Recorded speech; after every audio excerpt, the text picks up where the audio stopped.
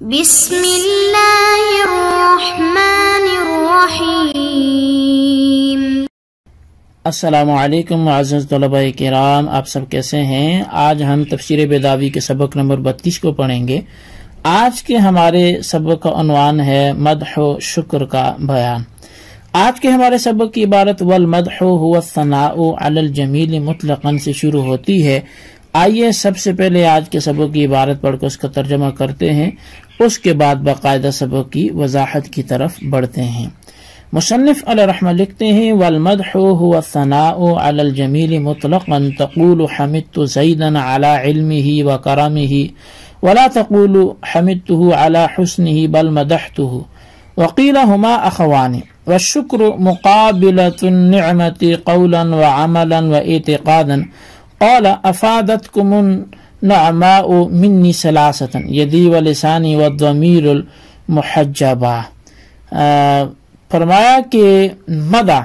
مطلقاً افعال جمیلہ پر تعریف کرنا ہے۔ آپ حمدت زیدن علی علمہ و کرمہ تو کہہ سکتے ہیں، اور حمدتہ علی حسنہ نہیں کہہ سکتے، بلکہ اس موقع پر مدحتہ کہیں گے۔ اور بعض نے کہا کہ حمد و مدح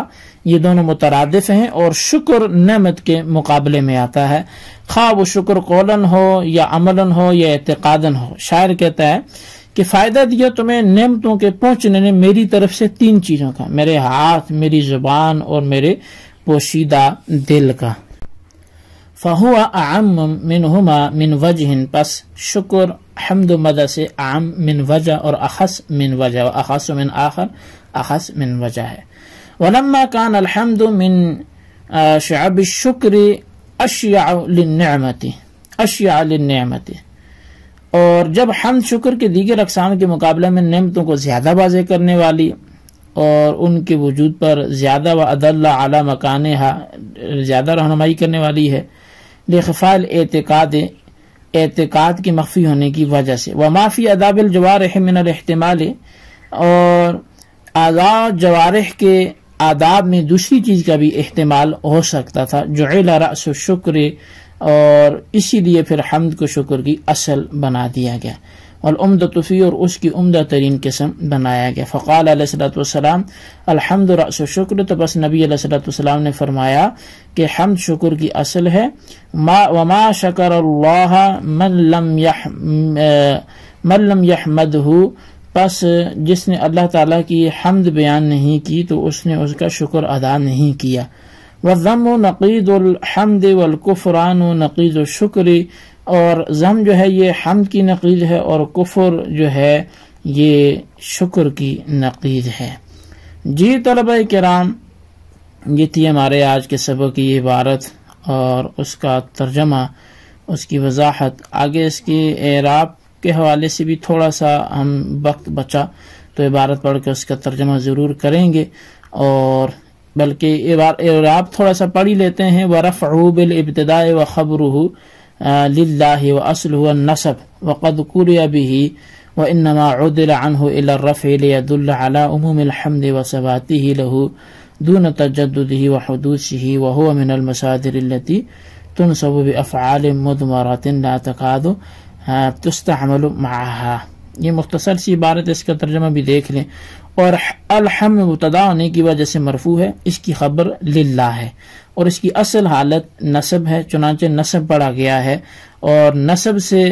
رفع کی طرف عدول اس لیے کیا گیا تاکہ عموم حمد اور اثبات حمد پر دلالت کرے، حدوث و تجدد پر تاکہ اس کی دلالت نہ ہو۔ اور یہ حمد ایسے مصادر کے قبیل سے ہے جو افعال محذوفہ کی وجہ سے منسوب ہوتے ہیں، افعال کے ساتھ مذکور ہو کر یہ استعمال نہیں ہوتے۔ تو بڑھتے ہیں اس کی توضیح تشریح کی طرف۔ سب سے پہلے مدح کے حوالے سے جو قاضی صاحب مدح کی تعریف کرتے ہیں تو وہ کہتے ہیں ہوا ثنا سے، وہ تعریف کرتے ہیں والمدح ہوا ثنا سے مطلق افعال حسنہ پر تعریف کرنا، خواہ افعال اختیاری ہوں یا غیر اختیاری ہوں۔ اور والشکر سے شکر کی تعریف کرتے ہیں۔ تعریف سمجھنے سے پہلے یہ سمجھیں کہ شکر کے دو معنی ہیں، ایک لغوی اور دوسرا اصطلاحی ہے۔ اور جہاں تک لغوی کا اصطلاحی کہتے ہیں وہ صرف جمیع ما انعم اللہ به علی عبدہ الی ما خلق لاجلہ، یعنی اللہ تعالیٰ کے تمام انعامات کو ان کے مقاصد میں صرف کرنا، اور صرف و جمیع ما انعم اللہ بہ، اور شکر لغوی جو کہتے ہیں وہ فعل ینبئ عن تعظیم المنعم، یعنی شکر ایسے فعل کو کہتے ہیں جو منعم کی تعظیم کی خبر دیتا ہے۔ یہ تو معنی سمجھنے کے بعد اب سمجھیے کہ قاضی صاحب نے کہا شکر اس کو کہتے ہیں جو نعمت کے مقابلے میں ہو، قول کے ذریعے اور عمل کے ذریعے اور اعتقاد کے ذریعے۔ اور قاضی صاحب نے اس تعریف کے اس اشاعت میں ایک شعر بھی پیش کیا ہے کہ تمہاری نعمتوں نے میری طرف سے 3 چیزوں کا افادہ کیا، میرے ہاتھ، زبان اور پوشیدہ قلب کا، یعنی تمہارے احسان کی وجہ سے یہ سب میرے تمہارے ہو گئے۔ اس شعر سے معلوم ہوا کہ شکر 3 چیزوں میں عام ہے، اس لیے کہ یہ تینوں چیزیں نعمت کے مقابلے میں ہیں، اور جو چیز نعمت کے مقابلے میں ہو وہ شکر ہے۔ اب رہی یہ بات کہ تینوں کا ذکر کیسے ہو گیا، تو ہم کہتے ہیں کہ ہاتھ سے عمل ہوتا ہے، لہذا ہاتھ کا ذکر سے عمل کا ذکر ہو گیا، اور لسان سے قول ہوتا ہے، لہذا لسان کے ذکر سے قول کا ذکر ہو گیا، اور اعتقاد یہ قلب سے ہوتا ہے، لہذا قلب کے ذکر سے اعتقاد کا ذکر ہو گیا۔ اب ایک اعتراض ہے کہ شکر کے یہاں کون سے معنی مراد ہیں، کیونکہ قولن و عملن و اعتقادن سے معلوم ہوتا ہے کہ شکر سے اصطلاحی مراد ہے، اس لیے کہ شکر جو ہے وہ اصطلاحی کہتے ہیں جمیع ما انعم اللہ کو ان کے مصارف میں صرف کر دینا، تو گویا جو شکر ہے یہ ان مذکورہ چیزوں کے مجموعے کا نام ہے، اور قولن و اعتقادن میں واو جمعیت کے لیے ہے، لہذا سے معلوم ہوا کہ شکر اصطلاحی مراد ہے۔ اور آگے جو یہ عبارت ہے کہ فہو اعم منہما من وجہ، اس سے معلوم ہوتا ہے کہ شکر لغوی مراد ہے، کیونکہ شکر لغوی کہتے ہیں اس فعل کو جو تعظیم منعم کی خبر دے رہا ہو۔ تعریف لغوی اس لیے معلوم ہوتی ہے کہ قاضی صاحب نے حمد اور شکر میں من وجہ کی نسبت بیان کی ہے، اور من وجہ کی نسبت جہاں وہاں صدق جانبین سے ہوتا ہے، لہذا شکر کا صدق جو ہے وہ ہوگا حمد پر، اور حمد صرف زبان سے ہوتی ہے، تو گویا زبان سے تعریف کرنا جزوی طور پر یہ شکر بھی ہے، تو یہ شکر کی جزوی ہوئی، اور شکر کلی ہوا، اور شکر تعریف لغوی کے اعتبار سے کلی ہوتا ہے، لہذا اس سے معلوم ہوا کہ شکر کے لغوی معنی مراد ہیں۔ تو گویا شکر کے معنی کے بارے میں قاضی صاحب کی عبارت متردد ہے، لہذا ہم سوال کریں گے کہ کون سے معنی مراد ہیں، تو اس کا جواب یہ ہوگا کہ یہاں لغوی معنی مراد ہیں، اور رہی یہ بات کہ قولن و عملن و اعتقادن میں واو جمعیت کا ہے، جس سے معلوم ہوتا ہے کہ تعریف اصطلاحی مراد ہے، تو اس کا جواب یہ ہوگا کہ واو یہاں بمعنی او کے ہے، جیسے کہ الکلمات اسم و فعل و حرف میں واو بمعنی او ہے۔ اب معنی یہ ہوں گے کہ شکر وہ ہے جو نعمت کے مقابلے میں ہو، قول کے ذریعے یا عمل کے ذریعے یا اعتقاد کے ذریعے ہو۔ اب تینوں کے درمیان باہمی فرق یہ ہوگا کہ حمد اور مدح کے درمیان عموم و خصوص مطلق کی نسبت ہے، یعنی حمد خاص ہے اور مدح عام ہے۔ مطلب یہ ہے کہ جہاں حمد صادق آئے گی وہاں مدح بھی صادق آئے گی، لیکن جہاں مدح صادق آئے گی ضروری نہیں کہ وہاں حمد بھی صادق ہے۔ جیسے حمدت زیدن علی علمہ و کرمہ تو کہا جا سکتا ہے، لیکن حمدتہ علی حسنہ نہیں کہا جا سکتا۔ ہاں مدحت زیدن علی حسنہ کہا جا سکتا ہے، اور فرق تعریف سے ظاہر ہے، اور اگر حمد و مدح کو ایک طرف رکھو اور شکر کو دوسری طرف، تو ان کے درمیان عموم و خصوص من وجہ کی نسبت ہے۔ عموم و خصوص من وجہ کہتے ہیں کہ تھوڑا سا عموم ہو اور تھوڑا سا خصوص، اور یہ معنی یہاں موجود ہیں اس لیے کہ حمد اور مدح متعلق کے اعتبار سے عام ہے اور ورود کے اعتبار سے خاص، اور شکر اس کا برعکس ہے، یعنی مورد کے اعتبار سے عام ہے اور متعلق کے اعتبار سے خاص ہے۔ عموم و خصوص من وجہ کی نسبت کے پائے جانے کے لیے 3 مادوں کا ہونا یہ ضروری ہوتا ہے۔ ایک وہ مادہ جہاں دونوں پائے جائیں، جیسے کسی نے کسی کی دعوت کر دی، مدعو نے زبان سے کہہ دیا آپ کا شکریہ،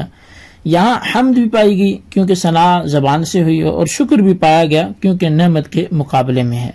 دوسرا مادہ جہاں حمد پائی جائے تو شکر نہ پایا جائے، جیسے آپ نے یوں ہی کسی کی زبان سے تعریف کر دی۔ تیسرا مادہ یہ ہے کہ آپ نے مجھ کو دعوت کھلائی، میں نے کھا کر ہاتھ سے آپ کی تعظیم کر دی۔ یہ فرق تو معنی کے اعتبار سے تھا، اور استعمال کے اعتبار سے فرق یہ ہے کہ حمد و مدح دونوں کے مقابلے میں زم آتا ہے اور شکر کے مقابلے میں کفر آتا ہے۔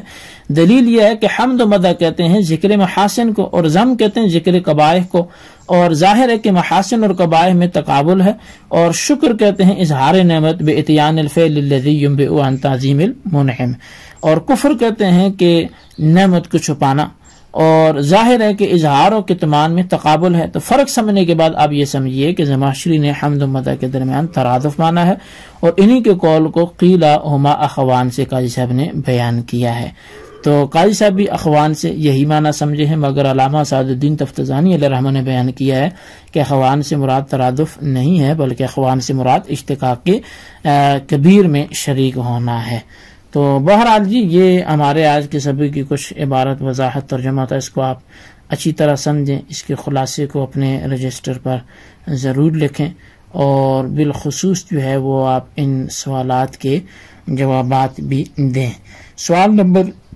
1 یہ ہے کہ مدح اور شکر کا مقابل کیا ہے، تحریر کریں، اور سوال نمبر 2 یہ ہے کہ ان میں نسبت کو بیان کریں۔ اللہ تبارک و تعالیٰ سے دعا جو کچھ ہم نے پڑھا سنا اسے یاد رکھنے کی توفیق نصیب فرمائے، آمین بجاہ النبی الامین صلی اللہ علیہ وسلم۔